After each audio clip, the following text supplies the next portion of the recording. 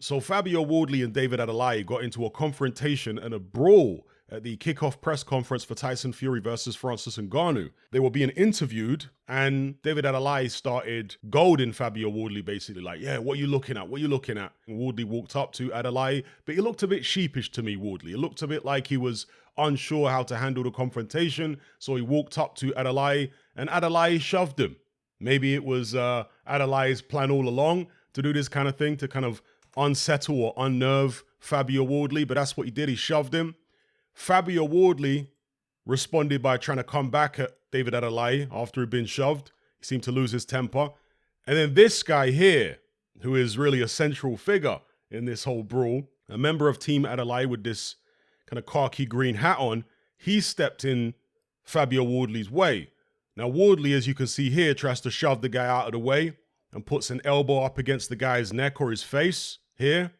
And then this guy responds by putting an elbow in Fabio Wardley's face. All right. And that might be where the cut came from, because Fabio Wardley was cut over his left eye. It might actually be from this. You can see here, this guy elbows Wardley in the face. And then Wardley and Adelaye's teams are kind of separated. There's like a melee that breaks out. They're separated. But Wardley finds a way around because he was being held back. He finds a way around. And the same guy in the green hat who'd already hit Wardley with the elbow, he's right here. And Wardley is looking for Adeleye, right? So he's coming in looking for Adeleye, but he runs into this guy with a green hat again, who hits him with a left hook. You see Wardley there trying to block the left hook with his arm, but it weren't quick enough. Left hook catches him on the chin, and down Fabio Wardley goes. There's the guy with the green hat there.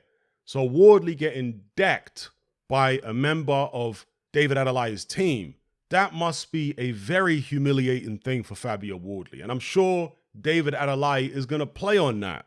Now look, in brawls like this, it's chaotic. I've been in many of them back in the days when I was a bouncer, and stuff can happen, particularly when people are getting hit when they're not looking, when they're getting sucker punched. You can get dropped, you can get knocked out, anything can happen to you if you get hit when you're not looking. But this is a situation where Fabio Wardley didn't get hit with a sucker punch. He was looking straight forward, and the guy who hit him with a left hook was right in front of him.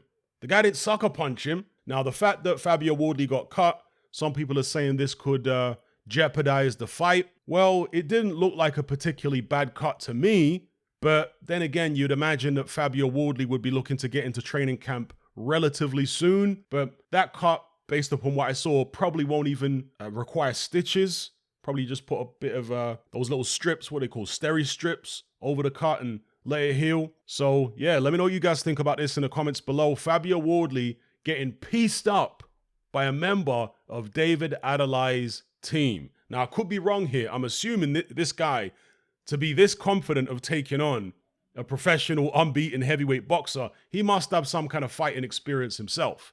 Either boxing experience, MMA experience, or maybe he's just really good with the hands in the well, evidently he's decent with the hands in the street, right? Because he managed to deck Wardley there quite easily. And he was very confident in doing it. You know, didn't have to sucker punch him or anything like that. So presumably he's got some kind of fighting background. But yeah, for Wardley to just get handled so easily, Adeleye is going to be telling him, imagine what happens when I get in there and I start chucking punches at you. It's going to be far worse.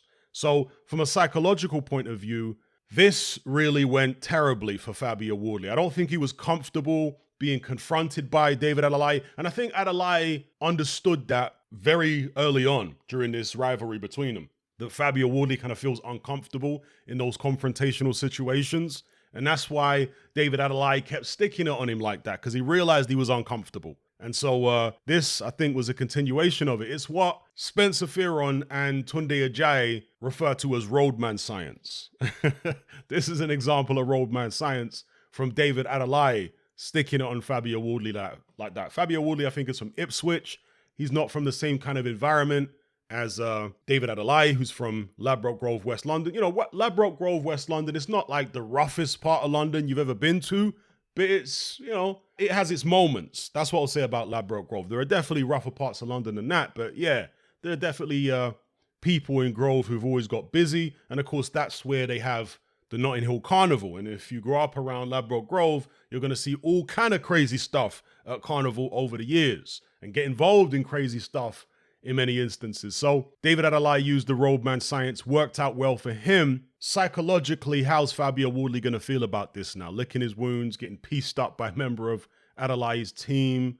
You know, does he channel his aggression, channel his emotion into his training and make sure that he wins? And again, another thing that favors Adeleye here is that this fight, it would seem, is going to be on this Tyson Fury Francis Ngannou show, which is basically a Tyson Fury, BT, Frank Warren associated show at least. I know the Saudis are obviously bankrolling the whole thing as I understand it, but it's still got Frank Warren involvement. BT gonna have a load of Queensberry fighters on there, I would imagine, on the undercard. So Fabio Wardley going over there as an outsider, gonna make him feel even more uncomfortable potentially. Let's see how he handles all this. So from Adeleye's perspective, it's all going swimmingly. It's all going according to plan. It couldn't be better for Adeleye at this point. If Adeleye had been the one who actually threw the punch and dropped Wardley, or, you know, been the one who cut him, then there could be some issues potentially. But it wasn't Adeleye. All he did was the shove,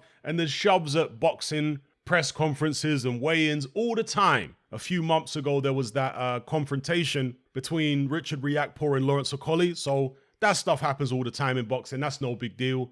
It's what happened after that between Wardley and a member of Adeleye's team that everybody's talking about. So psychological win here for David Adeleye, and Fabio Wardley, well, let's see what he can do. And, you know, I always thought that Fabio Wardley's Super Saiyan mode, you know, when he gets stung in a boxing ring and he comes flying back and attacking the opponent. He did that with Eric Molina. He did it last time out. Well, it wasn't last time out. It was a couple fights back against Nathan Gorman. I always felt like that would eventually backfire on him because he's not thinking about what he's doing. He's just red mist. And that's where you can get clipped on the way in.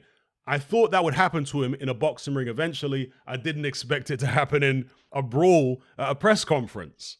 So this guy actually beat a potential future opponent of Fabio Wardley's to it. One thing I can say about these type of brawls, I was in many brawls like this when I worked as a bouncer, is the worst thing you can do is lose your temper.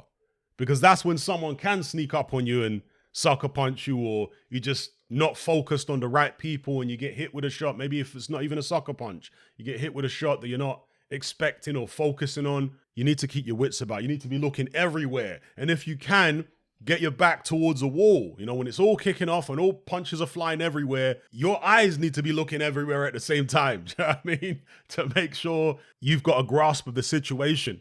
So, yeah, anyway, it is what it is. Let me know what you guys think.